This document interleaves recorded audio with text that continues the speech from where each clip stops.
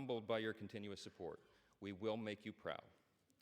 To my colleagues, I want to thank you all for the trust that you have instilled in me to lead us in this historic and unprecedented moment that we're in.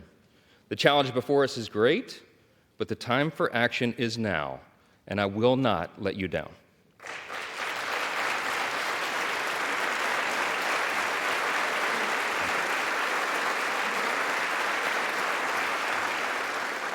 I want to say to the American people, on behalf of all of us here, we hear you.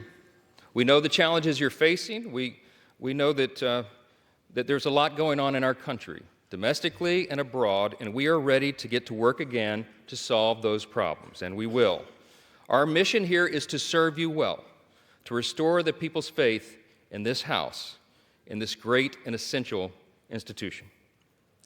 My dad, it was mentioned, my dad was a firefighter. He was an assistant chief in the fire department in my hometown of Shreveport, Louisiana, a little town in northwest Louisiana.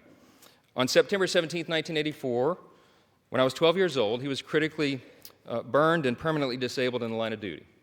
All I ever wanted to be when I grew up was the chief of the fire department in Shreveport.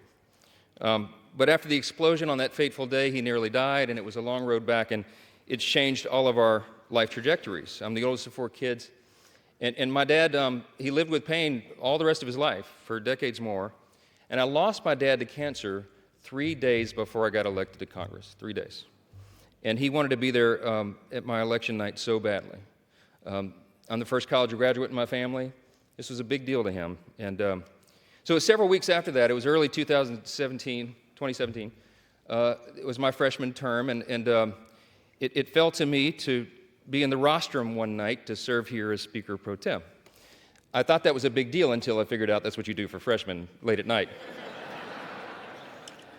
And I think if my memory serves, Miss Jackson Lee was winding down one of her long, eloquent speeches. And not that I was not enraptured by her speech, but I looked up at the top in the chamber there, and I saw the face of Moses staring down. And I just felt in that moment the weight of this place, right?